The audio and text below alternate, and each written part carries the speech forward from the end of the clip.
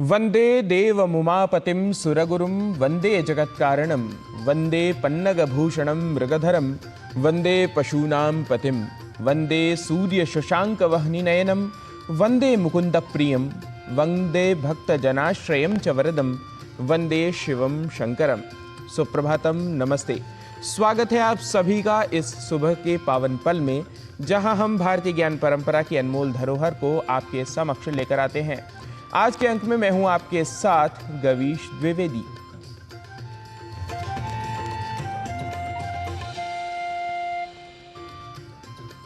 आपको बता दें, यह कार्यक्रम सुप्रभातम केवल कार्यक्रम मात्र नहीं बल्कि एक उद्घोष है उस प्राचीन ऋषि परंपरा का जो वेदों की ऋचाओं से लेकर उपनिषदों के गहन चिंतन तक हमारे जीवन को प्रकाशित करती रही है।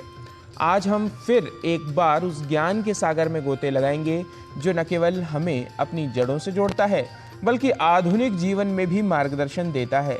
तो आइए इस यात्रा की करते हैं शुरुआत सुप्रभातम के साथ और भारतीय ज्ञान परंपरा की अनुपम छटा के साथ। और इसी क्रम में सबसे पहले आइए आज देख लेते हैं आज का पंचांग। आज का पंचांग युगाब्द 5127, विक्रम संवत 2082, शक संवत 1947, उत्तरायण, वैशाख मास, कृष्ण पक्ष, द्वितीया तिथि, मंगलवार, विशाखा नक्षत्र। आज का दिन सभी के लिए मंगलमय हो। तो पंचांग के बाद सुप्रभातम के इस मंच पर अब क्रम है उस ज्ञान का जो शब्दों में बंधा जीवन का सार लिए आता है। तो प्रस्तुत है आज का सुभाषित जो हमारे पूर्वजों की बुद्धिमत्ता का प्रतीक है। आइए देख लेते हैं आज का सुभाषित।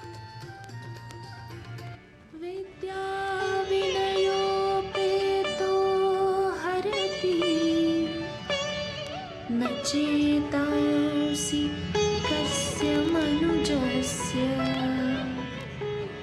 काञ्चनमणिसंयोगो जनयति कस्य लोचनानन्दम्।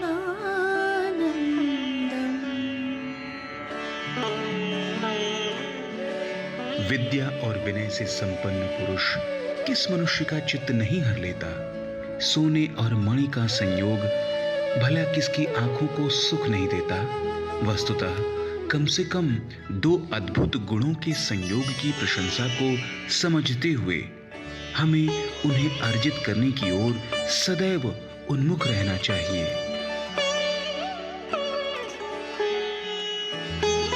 Whose heart doesn't abduct a man endowed with the learning and humility? Whose eyes do not the combination of gold and gem give pleasure? In fact, understanding the praise of the combination of at least two wonderful qualities, we should always be oriented towards earning them. भारतीय ज्ञान परंपरा से जुड़ी प्रस्तुति में आज बात एक ऐसे ग्रंथ की जिसने कट्टर धार्मिकता को समाप्त करने में बड़ी भूमिका निभाई। इस ग्रंथ का नाम है मज्म-उल बहरैन या समुद्र संगम। आज इस ग्रंथ की ही विशेषताओं और इसकी प्रासंगिकता के विषय को हमारे समक्ष रख रहे हैं हमारे सहयोगी नारायण दत्त मिश्र अपनी इस विशेष रिपोर्ट के माध्यम से।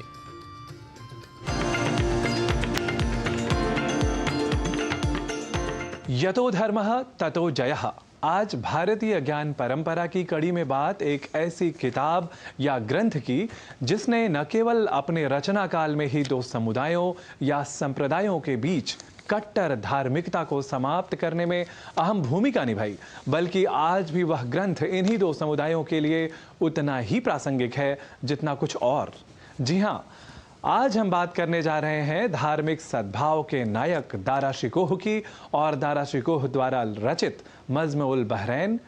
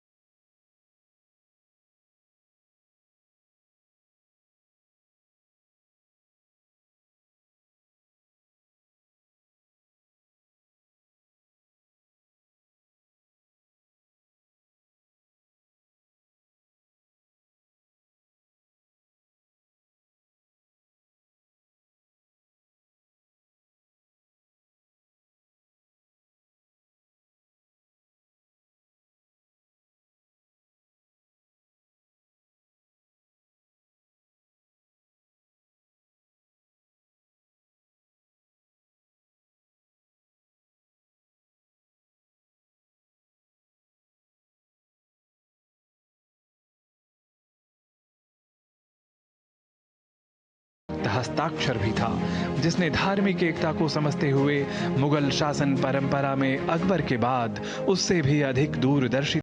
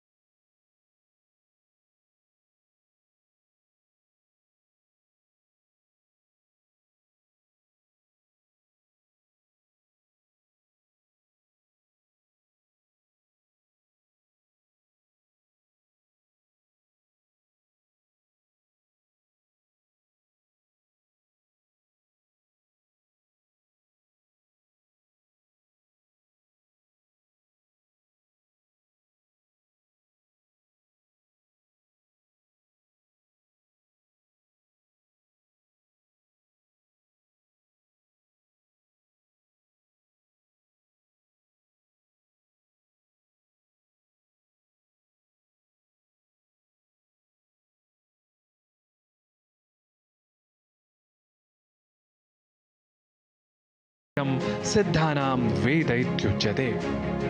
दारा शिकोह ने उपनिषदों का और भारतीय ग्रंथों के जो संस्कृत के विशेष ग्रंथ हैं उनका, भगवद गीता का और कुरान में जो समानताएं हैं, जो एक जैसी बातें हैं, भारतीयता को पूरी तरह से समर्पित करना चाहते थे समाज में और धार्मिक एकता को कायम करना चाहते थे। जैसे बड़े बड़े समुद्र एक में ही मिल कर के सब एक महासमुद्र बने हुए हैं, तो उस तरह से हम अपने मानवीय चेतना को इन ग्रंथों के माध्यम से जागृत रखें। इन सब के अतिरिक्त एक तटस्थ आलोचक की भूमिका का निर्वाह करते हुए समदर्शी दारा शिकोह ने कुछ एक दार्शनिक विषमताओं को भी अपनी इस विशेष किताब समुद्र संगम में 22 विभागों में पिरोया। समानता के क्रम का निदर्शन ब्रह्म के अतिरिक्त माया के वैचारिक स्वरूप को इश्क कहने में चिदाकाशाद इश्क इति पदार्थो भूत, सोहम को हु अल्लाह व तत्त्वम को अल्लाह हु के रूप में स्वीकार करने में होता है। फिर अल्लाह के 99 नाम और ईश्वर के सहस्राधिक नामों की परंपरा की समानता, खंड प्रलय महाप्रलय के समानांतर कमायते कुवरा कमायते सुवरा तथा ब्रह्मा विष्णु महेश के समानांतर जिब्राइल मिखाइल इसराफिल जैसे समान विचारों की बात रखता हुआ दारा शिकोह अपने धर्म समन्वयक उत्कृष्ट विचारों से अपने कट्टर सामाजिक परिवेश को अवश्य ही बदलने की कोशिश करता नजर आता है। तात्कालिक धर्मोन्मादी परिवेश में अपनी इस तरह की उदारवादी वैचारिकता की वजह से दारा शिकोह को यद्यपि खामियाजा भुगतना पड़ा, पर जब जब धर्म समन्वयक महापुरुषों की बात की जाएगी तब तब दारा शिकोह का नाम बिना किसी विवाद के सबसे पहले लिया जाएगा।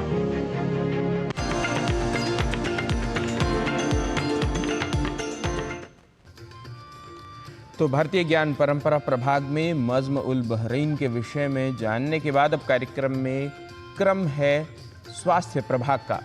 रोग शारीरिक हो या मानसिक सभी को प्रभावित करते हैं। इसमें भी मानसिक रोग अधिकांश लोगों को अधिक प्रभावित करते हैं। स्किज़ोफ्रेनिया एक मानसिक रोग है जिससे व्यक्ति का व्यवहार प्रभावित होता है। आइए समझते हैं क्या है इसके लक्षण और क्यों आवश्यक है इसका सही उपचार करवाना। आइए जान लेते हैं इस रिपोर्ट के माध्यम से।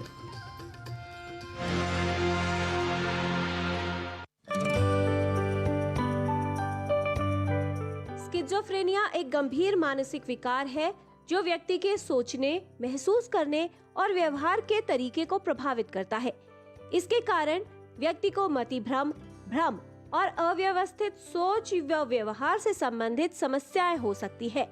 मतिभ्रम में व्यक्ति को ऐसी चीजें दिखाई देती हैं या ऐसी आवाजें सुनाई देती हैं जो वास्तविकता में नहीं होती।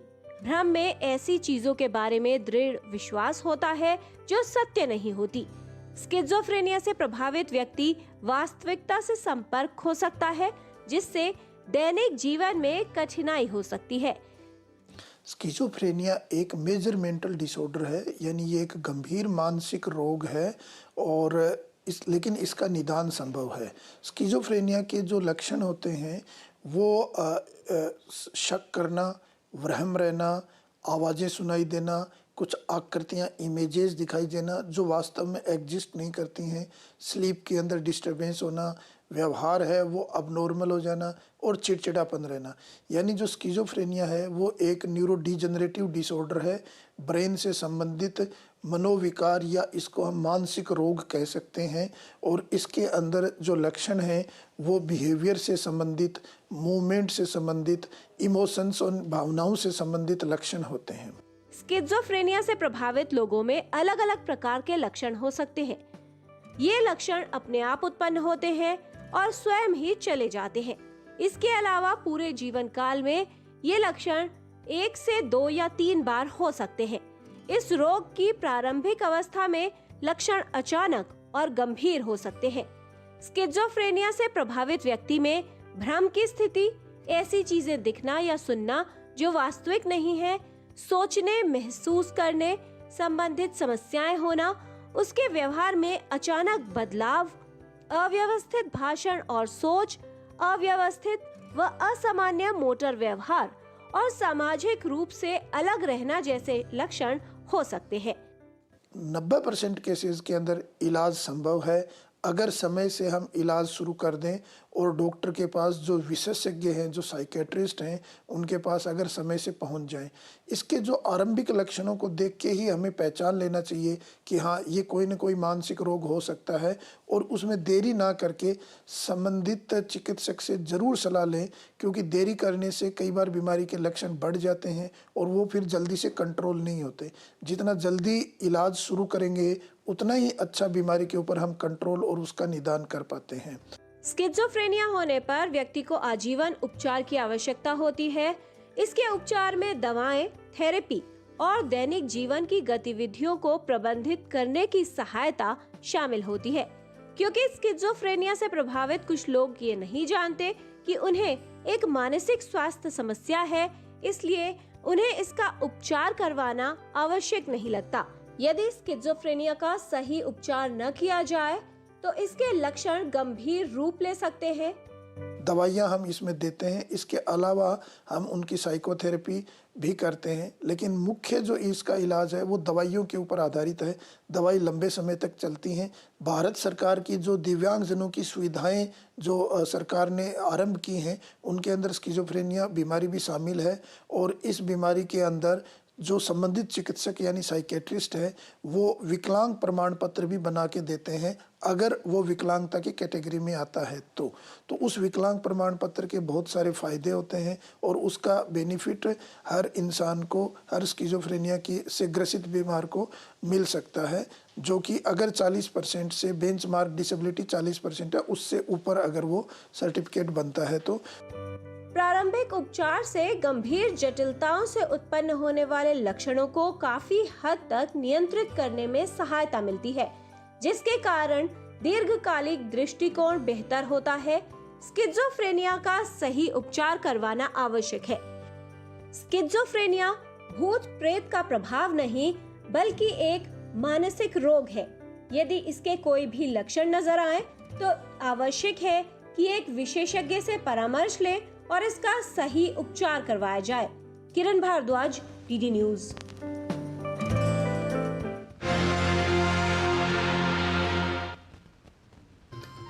और कार्यक्रम में अब समय हो चला है एक अल्प विराम का। आप कहीं न जाइए, देखते रहिए डीडी न्यूज।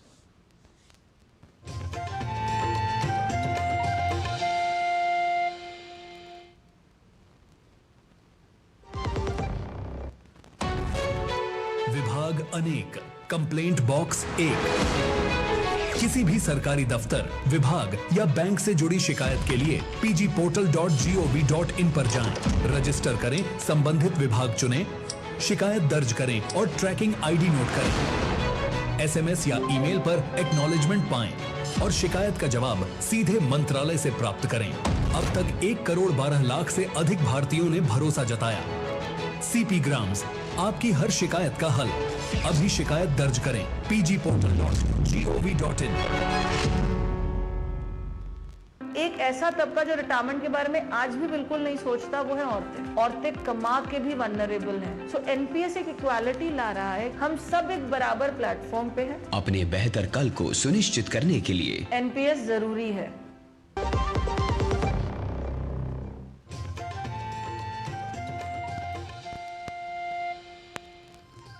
विराम के बाद पुनः आप सभी का स्वागत है सुप्रभातम कार्यक्रम में। मन की अस्थिरता और घबराहट मानव जीवन में समस्याओं को उत्पन्न करते हैं। ऐसे में यौगिक क्रियाएं उपयोगी हो सकती हैं। योग प्रभाग में आइए समझ लेते हैं कि ऐसी स्थिति में कौन सी यौगिक क्रियाएं हमारे लिए सहायक हो सकती हैं। नमस्कार, मेरा नाम ओम प्रकाश तिवारी, योग साधक। जिन लोगों को घबराहट से समस्याएं होती हैं उनके लिए कुछ आसन। सो आइए देखते हैं, वो 2 आसन हम करेंगे, एक प्राणायाम और एक आसन, जिससे उनको इसमें निजात पाने में मदद मिलती है। तो पहला आसन है हस्तपादासन। तो आइए हस्तपादासन के लिए सीधे खड़े हो जाएंगे, दोनों पैरों के पंजों पर ज्वाइन कर देंगे, दोनों हाथ इस तरह से थाइस पर। अब सांस भरते हुए धीरे धीरे हाथों को ऊपर उठाएंगे। हाथ कान के पास आने के बाद थोड़ा सा पीछे की तरफ खिंचाव देंगे और फिर श्वास छोड़ते हुए धीरे धीरे कान के साथ हाथ नीचे लेकर आएंगे और इस तरह से पैर के पंजों को टच करेंगे। अपने एंकल को पकड़ लेंगे और सर को घुटने पे टच करने की कोशिश करेंगे या घुटने पे टच कर देंगे। यहाँ कुछ क्षण इसी तरह से रुके रहेंगे और फिर धीरे से श्वास भरते हुए कान के साथ हाथ धीरे धीरे ऊपर लेकर आएंगे और फिर श्वास छोड़कर धीरे से हाथ नीचे। इस तरह से हस्तपादासन। अब दूसरा प्राणायाम करेंगे, भ्रामरी प्राणायाम। उसके लिए आराम से नीचे बैठ जाएंगे, पद्मासन, सुखासन, वज्रासन, जिसमें आप कंफर्ट हो। इस तरह से बैठ करके सीधे बैठ जाएंगे, पीठ सीधी हो आपके, दोनों हाथ घुटने पर। लंबी सांस लेकर भंवरे की गुंजन की तरह भ्रामरी प्राणायाम करेंगे। तो लंबी सांस लेंगे,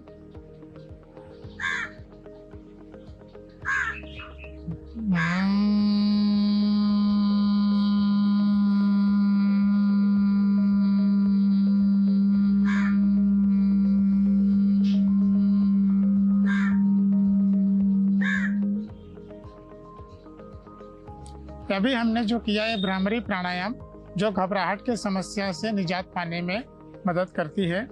तो आइए इसके बारे में कुछ और प्रैक्टिकल टिप्स जानते हैं योग गुरु डॉक्टर हंसा जी योगेंद्र से। नमस्कार। पैनिक अटैक आना, घबराहट होना, अचानक पसीना पसीना हो जाना, क्या होगा उसके बारे में चिंता। अगर सोचते हो तो अच्छा सोचो ना, नहीं तो मत सोचो।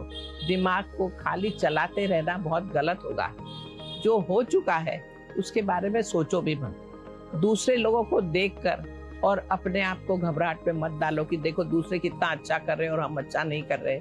जो दिखता है ना वो रियलिटी में सही नहीं होता, इसलिए कभी अपनी धारणाएं बनानी ही नहीं। देख देख कर लोगों के अच्छे पिक्चर, अच्छा सिचुएशन और स्टेटमेंट छोड़ दो। ये सब अपने पर ध्यान दो, फोकस रखो, जरा एक्टिव हो जाओ, लंबा चलो, शांति से बैठकर अपने माइंड में अपनी सांसों को गिनो, कितनी सांस ले रहे हो 1 मिनट में, बहुत अच्छा रहेगा। कोशिश करते रहो कि आप कुछ न कुछ पढ़ रहे हो, लिख रहे हो, कुछ अच्छा सुन रहे हो, अच्छा रिलैक्स कर रहे हो। ये सब करना ज़रूरी है, खुद पर वर्क करना ज़रूरी है। अटैक नहीं आने देना चाहिए। नमस्कार। कुछ नया और बेहतर सीखने के लिए हमें अपना सर्वोत्तम प्रयास करना ही होता है।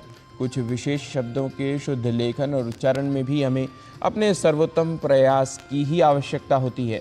इसे ही ध्यान में रखकर कुछ वाक्यों के अभ्यास के साथ तैयार हैं हमारे सहयोगी नारायण दत्त मिश्र। तो आइए चलते हैं संस्कृत पाठशाला की आज की कक्षा में।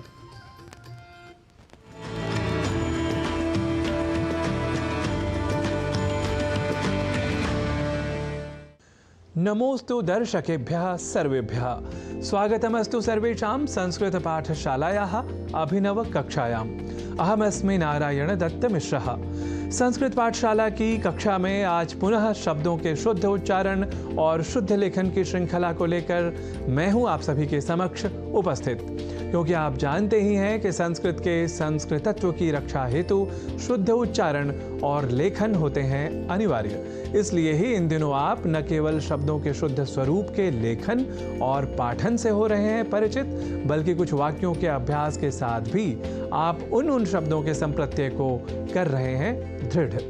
आपको याद होगा कि हमने आपको पहले ही शुद्धता और अशुद्धता के कई उदाहरणों के क्रम में स्तोत्र को स्त्रोत या स्रोत के रूप में लिखने और पढ़े जाने की प्रवृत्ति के बारे में बताया था। तो स्तोत्र को स्त्रोत या स्रोत के रूप में हम भूल कर भी प्रयोग ना करें, इसके लिए कुछ वाक्यों के प्रयोग का हम अभ्यास कर लेते हैं। जैसे महाकवि कालिदास का एक प्रसिद्ध पद्यांश है, स्तोत्रम कस्य न तुष्टये, अर्थात स्तोत्र या स्तुति किसके लिए तुष्टिकारक नहीं होते।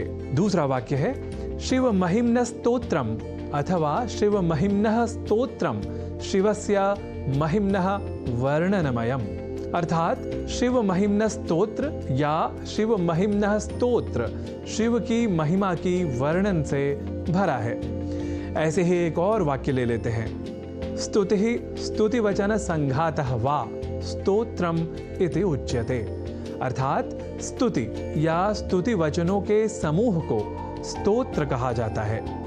यहाँ हमने स्तोत्र के उच्चारण और लेखन पर दिया है विशेष अवधान, अर्थात स्तोत्र में अर्ध सकार के बाद त और ओ इन दो अक्षरों का संयोग है और इसके बाद त्र इस संयुक्त अक्षर का। यदि हम यह ध्यान में रख लें तो कभी भी स्तोत्र के स्थान पर स्तोत्र या स्रोत जैसे उच्चारण या लेखन हमारे प्रयोग में ही नहीं रह सकेंगे। अर्थात हमें इस शब्द के उच्चारण की ओर अधिक साकांक्ष रहने की है आवश्यकता, ताकि हम आज की प्रवृत्ति या कुप्रवृत्ति के अनुसार इस शब्द से जुड़ी अशुद्धियां न करें। अस्तु, अब बढ़ते हैं हम आगे एक ऐसे ही शब्द की ओर जिसके लेखन और उच्चारण में हम सामान्य रूप से अब अधिक अशुद्धि करने लगे हैं, और वह शब्द है सहस्र, जिसे सहस्त्र इस रूप में न केवल लिखने की ही बल्कि बोलने की भी प्रवृत्ति या कुप्रवृत्ति बढ़ गई है। पर हम जब अर्ध सकार के बाद र इस अक्षर का ध्यान रख लें तो सहस्र इस शब्द के प्रयोग में हम अपने आप को अच्छी स्थिति में पाएंगे, अर्थात उसका अशुद्ध उच्चारण नहीं करेंगे। तो यह शब्द सहस्र इस रूप में ही सर्वथा शुद्ध है। इस संस्कार को और दृढ़ करने के लिए आइए इसी क्रम में संस्कृत वाक्यों का कर लेते हैं अभ्यास। शतापेक्षया सहस्रम तु अधिकम भवति एव, अर्थात 100 की अपेक्षा 1000 तो अधिक होता ही है। दानक्रमे शतम दीयमानं वा सहस्रम वा इति कः चिन्तयति, अर्थात दान के क्रम में 100 दिए जा रहे हैं या 1000, इसकी चिंता कौन करता है। ऐसे ही अगला वाक्य ले लेते हैं, तत्र सहस्रशः जनाः तस्य सम्मानार्थम उपस्थिताः आसन्, अर्थात वहाँ हजारों हजार लोग उसके सम्मान के लिए उपस्थित थे। तो आज आपने स्तोत्र और सहस्र इन दो शब्दों के शुद्ध स्वरूप और उनके लेखन तथा उच्चारण के बारे में जाना, और विशेष रूप से कुछ वाक्यों के साथ इन शब्दों के शुद्ध स्वरूप को भी आपने कर लिया है हृदयंगम। हम इसी विश्वास के साथ आज की संस्कृत पाठशाला की कक्षा को करते हैं समाप्त। पुनरपि भवतां संस्कृतानुरागिणां समक्षम एवं विधम अभ्यासक्रमम् आनीय उपस्थापयिष्यामि। तावत् नमो नमः।